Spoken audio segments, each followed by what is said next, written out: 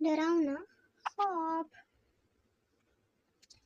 चुन्नू और मुन्नू को जल्दी सो जाने की आदत थी। इसकी एक वजह ये थी कि उन्हें सुबह उठकर फजर की नमाज पढ़नी होती थी और फिर स्कूल जाने के लिए भी तैयार होना होता था। इसलिए वो रात का खाना खाने के बाद कुछ देर चहलकदमी करते, फिर अपना स्कूल बैग तैयार करते और अपने कमरे में जाकर सो जाते। दोनों भाई आपस में बड़े इत्तेफाक से रहते थे। वो एक दूसरे के साथ लड़ते नहीं थे और एक दूसरे की मदद भी करते थे। उनके माँ बाप अपने दोनों बच्चों से बहुत खुश थे, बल्कि इनके स्कूल के उस्ताद भी इनसे बड़े मुतमईन थे। ये इस रात का वाक़या था जब खूब बारिश हो रही थी और बादल ऐसे गरज रहे थे कि दिल में इनकी गरज सुनकर खौफ पैदा होता था। दोनों भाई अपने कमरे में सोने के लिए चले गए। दोनों अपने अपने बिस्तर पर लेट गए। मुन्नू तो बड़े आराम से कुछ देर के बाद ही सो गया था, लेकिन चुन्नू को नींद नहीं आ रही थी। इसकी वजह ये थी कि बारिश हो रही थी और जब भी बादल गरजते और बिजली चमकती वो डर जाता था। इसकी वजह से उसकी आंख खुल जाती और यकदम इसकी नींद उसकी आंखों से दूर चली जाती थी।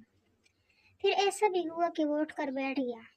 इसका दिल चाहा कि अपने भाई को आवाज़ दे, लेकिन फिर उसने सोचा कि इसकी नींद खराब करने का कोई फ़ायदा नहीं है, इसलिए वो खुद ही डरता रहा और दबक कर बैठ गया।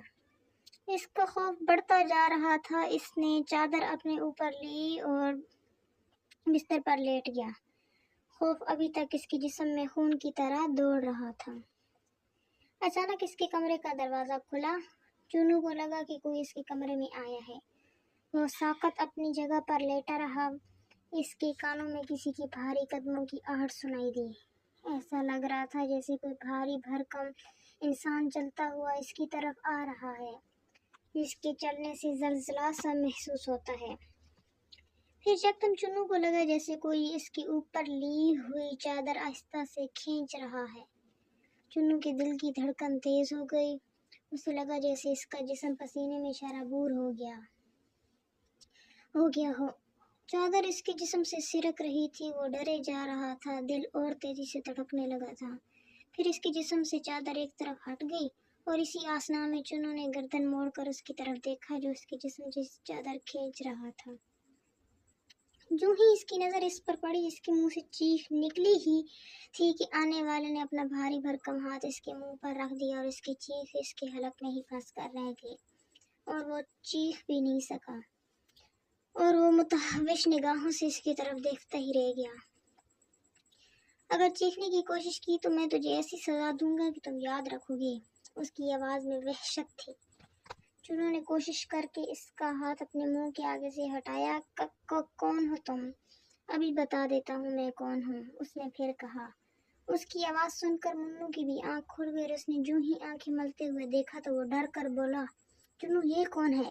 खामोश, वो मुन्नू की तरफ देखकर बोला। चुन्नू और मुन्नू एकदम डर कर सहम गए। इनके सामने एक बहुत बड़ा बिनमानस खड़ा था। इसके बड़े बड़े दांत थे, जिस्म पर स्याह बाल थे और इसकी आंखें सुर्ख थीं। तुम हमारे कमरे में कैसे आए? चुन्नू ने पूछा। मैं बहुत देर से छुप कर बैठा हुआ था, जैसे ही तुम्हारे माँ बाप सोए में अंदर आ गया, बिनमानस बोला। तुम इंसानों की तरह कैसे बोल लेते हो? चुन्नू ने सवाल किया। वो हंसा। मैं बोल लेता हूँ। मुन्नू यहाँ से भागो, चुन्नू अपने बिस्तर से उठकर बोला। अगर तुम में से कोई भी भागा तो मैं जिंदा नहीं छोड़ूंगा। तुम चाहते क्या हो? मुन्नू ने पूछा। तुम दोनों को साथ चलना होगा। कहाँ? मेरे साथ जंगल में, बिनमानस ने कहा। वो क्यों? मुन्नू डर गया। ये मैं वहाँ जाकर बताऊंगा। इसकी वहशतनाक आवाज़ कमरे में गूंजी। अम्मी, अब्बू, चुन्नू चिल्लाया। बिनमानस हंसा। तुम दोनों की आवाज़ इस कमरे से बाहर नहीं जा रही। तुम दोनों कितना भी चिल्ला लो, हमें छोड़ दो, चुन्नू ने कहा। दोनों डर से कांप रहे थे।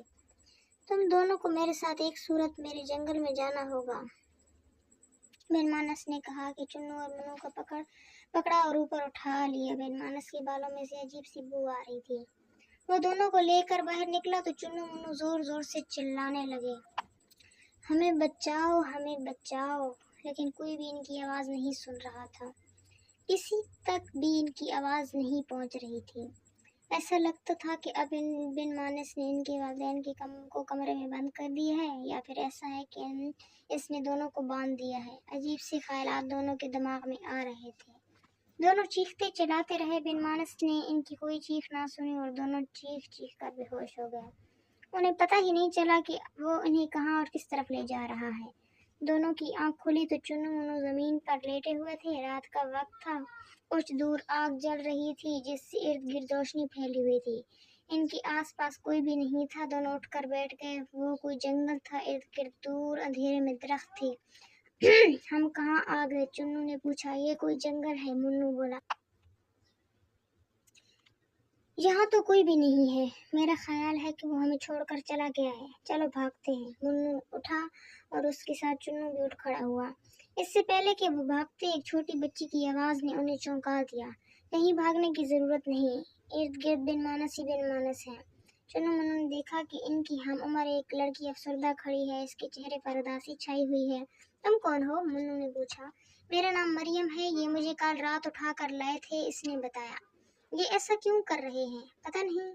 اچانک وہی بن مانس آ گیا اور اس سے کچھ فاصلے پر کھڑا ہو گیا۔ پہلے وہ ہنسا، پھر بولا، ہم تم تینوں کو کھائیں گے، ہماری دعوت جنگل میں ہے، ہم انسانی گوشت کا مزہ لینا چاہتے ہیں۔ ایسا مت کرو، چنو ڈر گیا۔ یہ ظلم ہے، منو بھی چلایا۔ ہمیں گھر جانے دو، مریم نے بھی التجا کی۔ میں تم تینوں کو چھوڑنے کے لیے یہاں نہیں لایا ہوں، ہم تم تینوں کو بھون کر کھا جائیں گے۔ چلو بھاگو یہاں سے، چنو نے ایک دم کہا اور وہ تینوں ایک طرف بھاگ نکلے۔